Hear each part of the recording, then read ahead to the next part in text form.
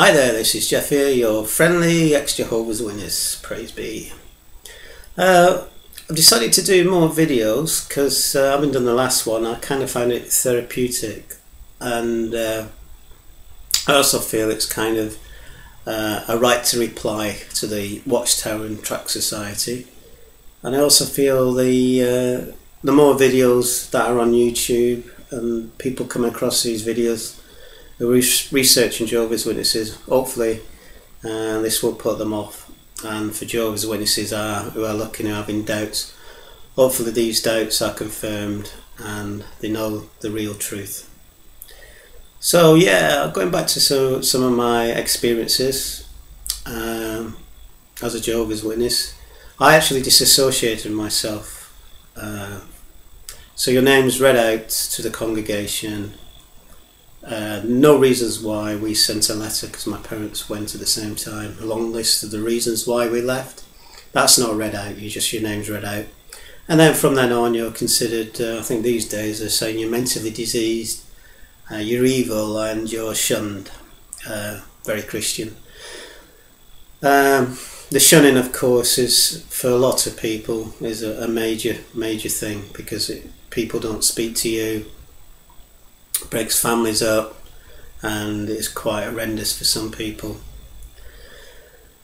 So again, I want to talk a little bit as well from my experiences of being a Jehovah's Witness about spirituality, what Jehovah's Witnesses class as spirituality within the congregation. And it's based really on hours and answering in meetings and giving talks.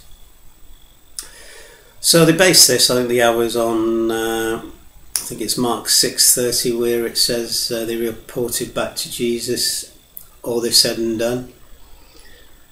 And I can imagine them all sitting round at the campfire with Jesus, and John pipes up to Jesus, "Yeah, I did 30 hours this week, Jesus." And Paul pipes up, "Well, I did 40 hours a week."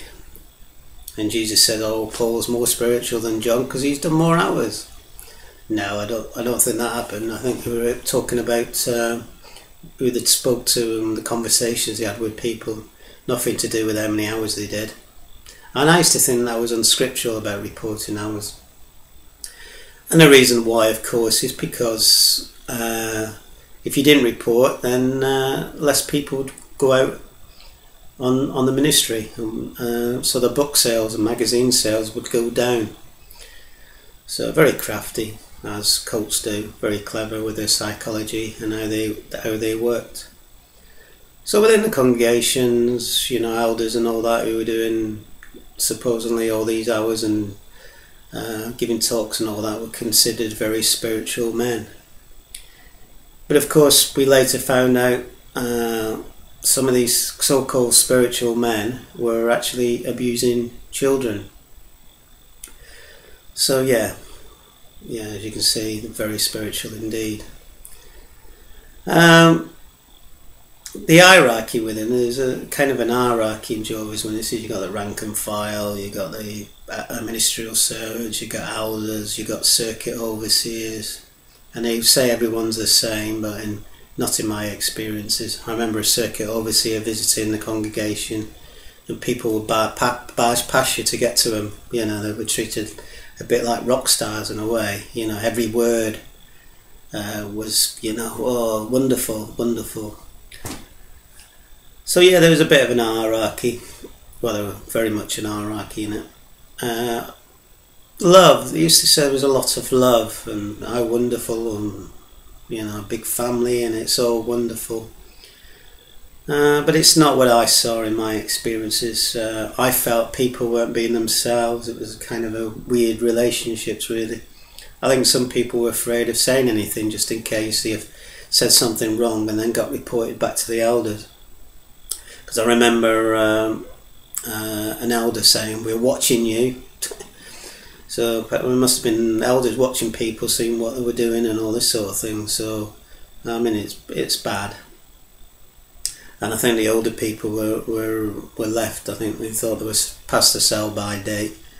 And people, again, they wouldn't visit out of love, in my opinion. They were doing it for hours. So they would class it as ours if they go and visit brother so and so. And that's not just my take on my experience. Other people, of course, have got other experiences of love and that. A class of witnesses, a bit like the Borg. I don't know if you know Star Trek, but it's a kind of a one collective, one thought. So everybody must think the same. So anything the evil men of the governing bodies say, you have to agree with. There's no form of discussion about the subject. You have to agree with everything they say, which I did, because of the 1914 I found out that people were saying in, I think, the 50s even, that that generation that saw 1914 was wrong. And also about the 607, a lot of people found out the 607 date, because Jehovah's Witnesses believe the fall of Jerusalem was 607, but I think it was 587, which puts all the dates and times out. There's no evidence at all to support 607.